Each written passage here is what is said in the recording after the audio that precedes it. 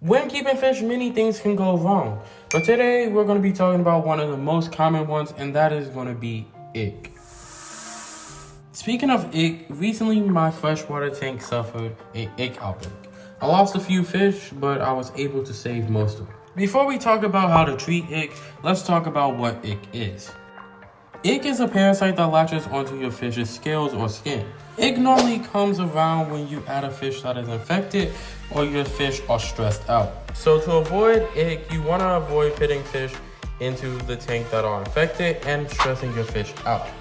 Now you may be saying, what should I do if my tank is already infected?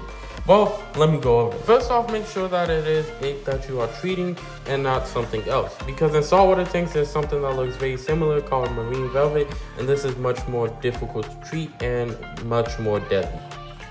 Once you have confirmed that it is ick, you want to take ick treatment. You can find this at any pet store that sells fish stuff. Once you have confirmed that it is ick, you want to start treating the tank with ick treatment. If you don't have this on hand, you can find it at any pet store that sells fish stuff. You can even find it online, like Chewy and Amazon. But if you don't have any treatment on hand, also make sure that you lower your temperature to make sure the ick isn't going through its life cycle too fast. Higher temperatures mean that the ick will spread faster, but this can also be used to your advantage when treating the tank. When you treat the tank, you want to raise the temperature up a little bit over what you would normally have it. This is so the ick goes through its life cycle faster and speeds up the treatment. The reason higher temperatures help speed up ick treatment is because how ick treatment works. Ick treatment kills the ick in its larval stage, so the ick on your fish will not be infected until they reproduce. This will kill the next generation of the ick and then eliminate ick from your tank.